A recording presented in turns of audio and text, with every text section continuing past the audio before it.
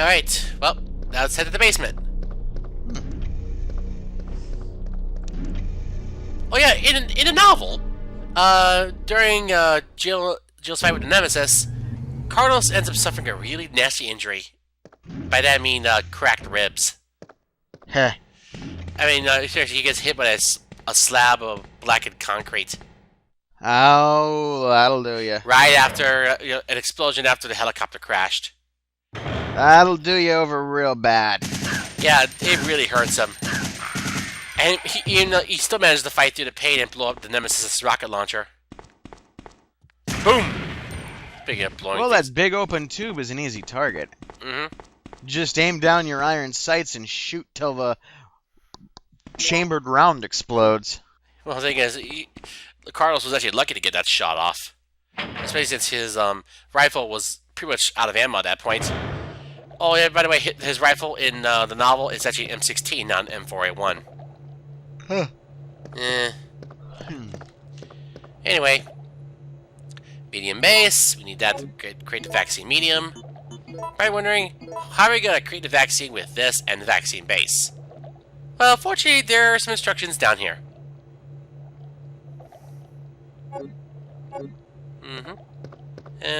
Here we are. Vaccine synthesis for dummies. Please follow the procedure as detailed below. Okay, so what we got? Supply enough energy to the system. Set the medium base to the device. When the device is ready, you can start mixing the vaccine medium. To mix the vaccine, you need to control the 5 levers. This will cause 2 gauges to increase or decrease. If you adjust the 2 gauges so they stop at the center, the vaccine medium then pre-produce automatically. So easy, even a zombie could do it. Alright, let's switch to power supply. Oh. Hi. Okay. Those are some new guys. Alright, insert the medium base here. Alright, all you do is just manipulate the first and third levers on the top, and then lever A on the bottom. It couldn't be simpler.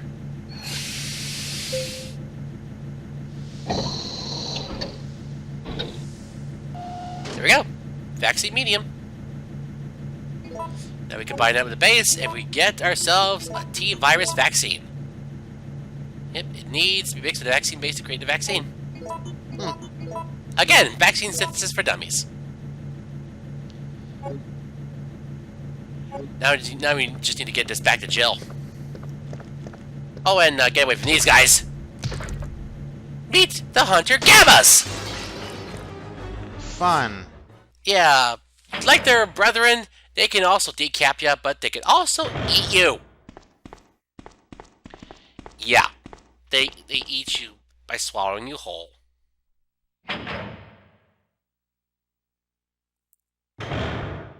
Oh, by the way, and also in Resident Evil Outbreak, these guys, the Gammas are far more dangerous because, especially if they're around water. Imagine this scenario. Well, I'll kill this thing. Yeah, more or less. Damn. Well, actually, I wasn't sure whether my health was low enough. Now it is. Okay, now kill it. Yeah, imagine this scenario. Your characters are shimming up down a pipe, more or less grabbing onto a pipe on the ceiling and trying to shimmy their way across. But yeah, then there's water right below you. And a Hunter Gamma could be swimming nearby. Uh-oh. Yeah, put 2 and 2 together. Oh, wait. More residents!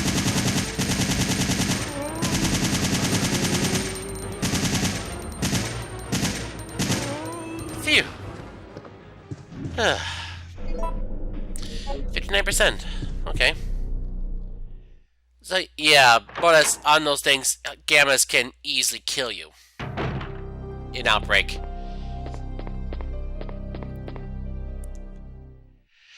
Anyway, well, let's get out of the hospital. Let's get this to Jill on the double. Uh-oh. That's a timed mine. Yep. And apparently there's something scrawled on C4. Nikolai was here. Dos Vidania, Comrade Carlos. So move it, move it!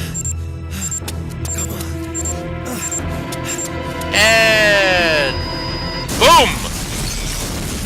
Whee!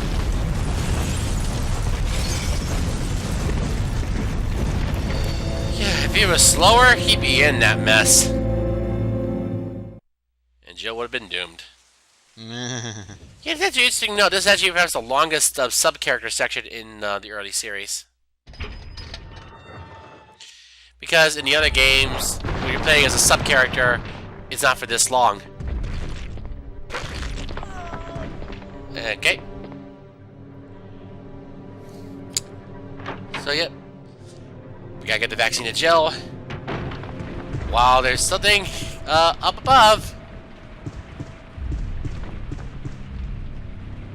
And great, that suspense music is playing again.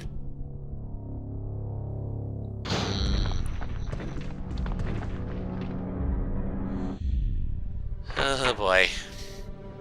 Fortunately, this encounter can be skipped. You just gotta be really fast. Huh?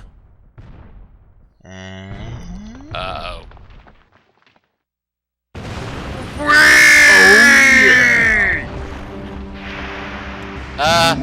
Talk about your dynamic entries. Run away! Nemesis hentai mode. Ugh. But yeah, more or less, he's actually somewhat weaker in that form. But yeah, more or less he has a whole new set of attacks. And just when you thought you're safe, you're not! Yeah, pretty much if you don't, if you don't get to the door in time before Nemesis destroys it, Jill dies. And the thing is, even in the cutscene, the damage to the door is shown. Even during transitioning. Hey, are you okay? Yes, barely. What's going on? An uninvited guest. No way! That monster just doesn't give up. What? I thought we killed that thing. No, not even close. No, it's been waiting for you. He's playing with us. Carlos. You're toying with us like a hunter. Unstoppable? No, I don't think so. I'm sorry, Jill, but I've got to go take care of a few things. Oh, and bad news. Nikolai is still alive. Alive Nikolai? and dangerous. Are you sure? Yes. I don't know how, but I do know that he is our enemy. Remember, don't trust him. Like I said before in a previous run of this game, all Russian characters in video games are usually bad. Usually, mind you. There have been exceptions. Zangief. Yep, Zangief is always awesome. Oh, also Gregor for Fire Emblem Awakening. But granted, in the English version, that is. But still, Gregor was one of my favorite characters in that one. How do you go with a Russian mercenary who's, despite his looks, he's actually wise beyond his years? Oh, did you know he was also voiced by the voice actor who voices Xemnas? Same with Laurent. You can't tell due to the voice. Uh-oh. And he has the power to defy loading screens! Whoa. Run away! Well, those two rooms are a single cell now. Yeah, as such, let's run.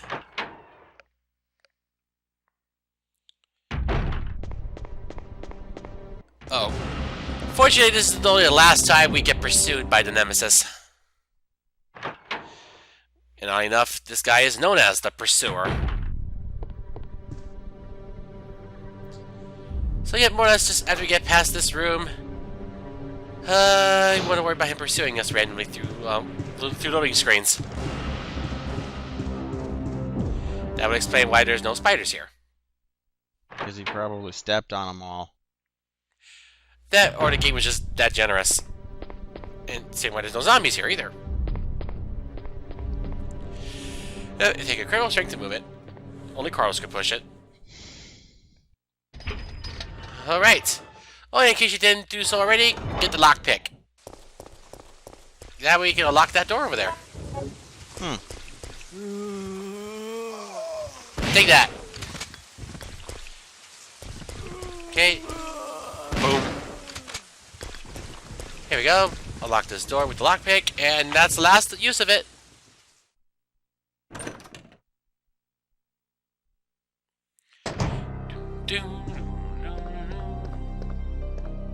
As you know, you could get either mine thrower rounds or grenade rounds here. Again, random.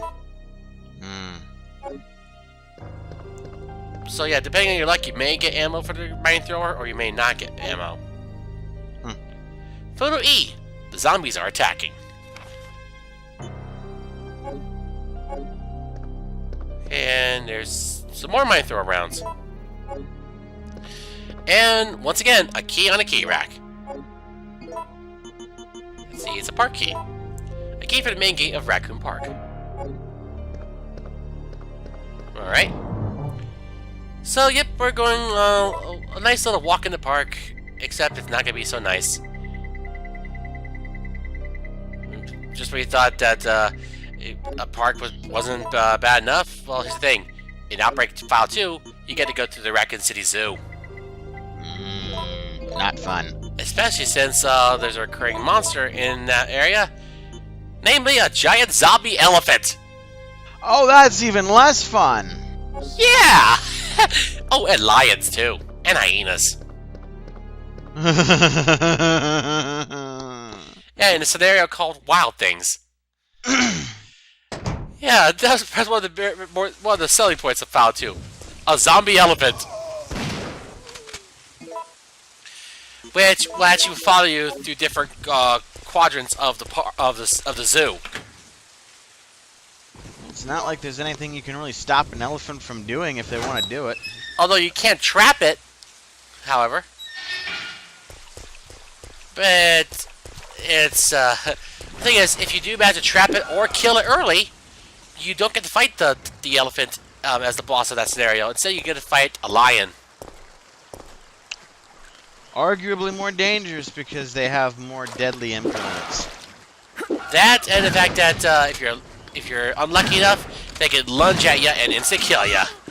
My point exactly. I mean, they can kill you without warning. What the hell? That looked awkward. Anyway, yeah, there'd be either zombies or gammas in that area, and there'd also be either sliding worms or hunters in the main area of the park. And here, there's hunters apparently. Ah! Ow! Stupid hunters.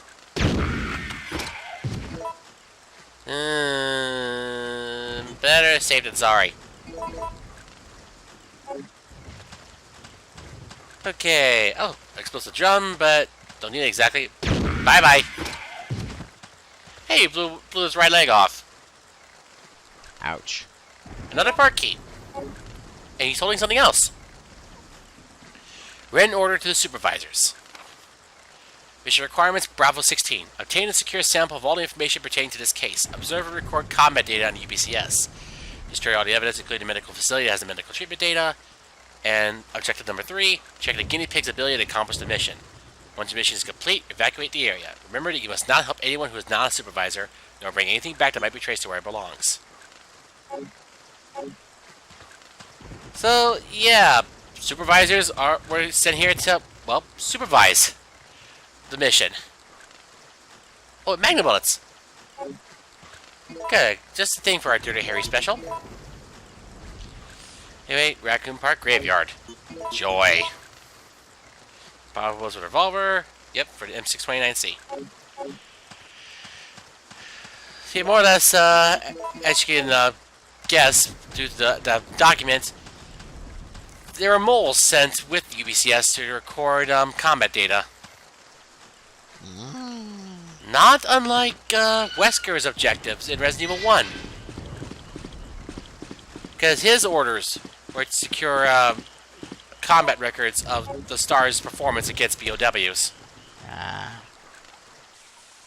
And if you think about it, the fact that the city itself is dead means that it makes a perfect testing ground for their BOWs. At least that's the way I see it. Bye-bye. Alright. Alright then, coming up is another puzzle. It's a very easy one. First, a map. Ah, there's some herbs here. Definitely going to need at least 2 of these. Alright. Now then, let's do this. Yeah, this is how we can drain the fountain and then have access to what's on the far side of it. This is all you gotta do. Put the black gears up top and the white gears on the bottom, and that will drain the pool. Just like that.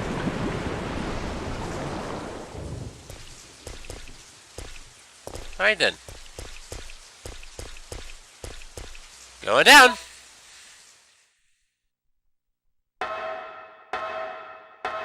So yeah, more or less that was the real reason why the UVCS was sent here. Used as cannon fodder. All for the sake of research. Ugh. And thus we go from a small sewer area to the last place you want to be in a zombie apocalypse. The freaking graveyard. Which, oddly enough, this kind of scenario is referenced in Resident Evil Apocalypse as well. And there's an even more prominent graveyard sequence in Code Veronica. That's not till later. But yeah, I guess that game and this one more or less was an influence for that one scene in Apocalypse. In fact, the graveyard scene is practically obligatory for any zombie apocalypse film. Exactly. And I think in a deleted scene in Apocalypse, more or less, the main protagonist tried to tell the others, save your ammo, otherwise those attract more of them due to the gunshots. Right. So thus they had to resort to hand-to-hand fighting. Which against T-virus zombies is a bad idea. But then again, I guess it was for real cool in that movie. But yeah, eventually they managed to make their way through the graveyard.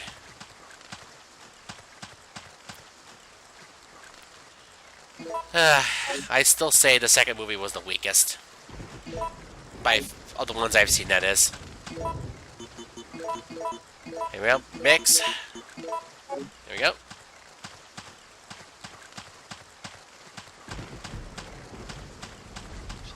But yeah, did you know there actually is a book called A Zombie Survival Guide? I've heard of it, yes. I own it. I think you touted quotes from it the last time we ran through this series. Well, yeah, there have been moments where the knowledge from that book actually makes a lot of sense, especially in regards to zombies being very sensitive to sound. Well, most of their other senses have dulled completely, so sound is the one they use other than vision. Well, and sometimes they don't even have vision. Yeah. It's just like the liquors. That being said, it's highly theorized that that liquors are more or less mutated from zombies. Yeah. Yeah, you get your zombie, you get your T-zombie. It stays around for a while, turns into a crimson head, then gets really ugly and evolves. Yep. In fact, Outbreak more or less shows us, I guess you could say, a middle stage between Crimson Head and Liquor. And it's fought as a boss in the Hellfire scenario. Because remember when I mentioned that there being a hotel you had to go through in the middle of a fire? That's the scenario I'm talking about.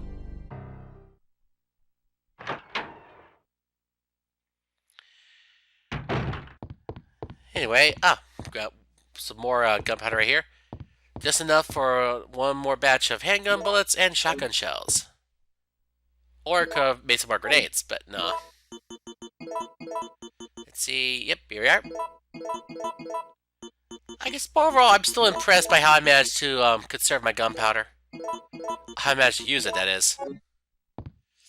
Because right now, I actually did finally make some magnum bullets.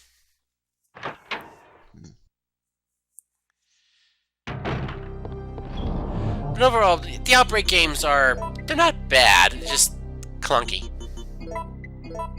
And I still question the canonicity of them, considering that They may be canon. I just don't know for sure. Because they don't, I guess maybe for a few things, they don't exactly contradict some of the events in this series. Right. Maintenance tools are placed here. Iron pipe. Granted, if I was feeling brave, I would cover the outbreak cubes one more time.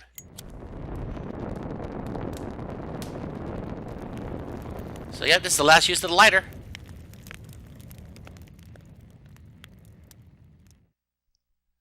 So, we zip away the Zippo and use this iron pipe.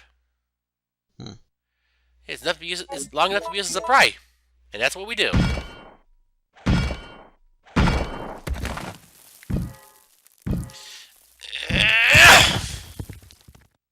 That's some pretty crappy masonry. Oh, it was made that way on purpose to hide a secret room. Supervisor's report. Yeah, the endurance ability to contaminate guinea pigs is truly incredible.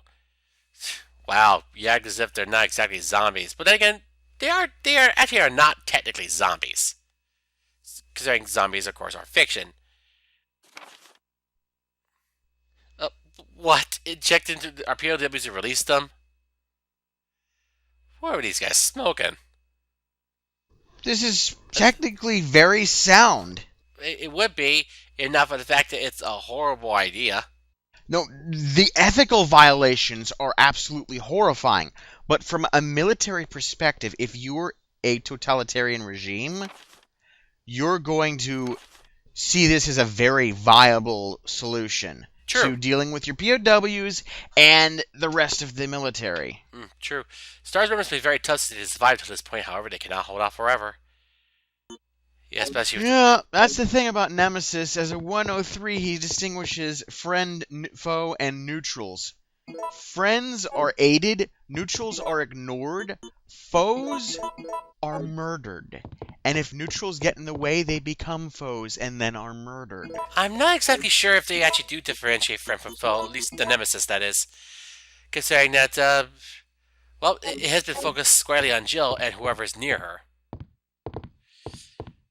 Anyone near her is... You know, regardless of whether or not they're affiliated with Umbrella or not. Uh-oh.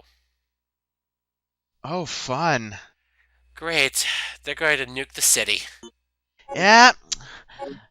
Well, They got a B-52 with a fat man in the hold. or whatever they've got. All supervisors, mission terminated. Return immediately. Repeat. All supervisors return immediately. Over. So, yeah, this day just keeps getting better. Yep. Yep. City's about to disappear off the face of the earth. And the thing is, Jill has no idea how long she's got left. I'm quite impressed you've managed to stay alive up until now. The same can be said of you, comrade. And you seem to be doing a pretty good job of looking out for yourself. How about helping out? You kidding? I have no intention of helping you. Because we're nothing but pawns in all this? In a manner of speaking, you are. Our employers wanted a detailed analysis of the zombie beings which were created through infection by the T-virus.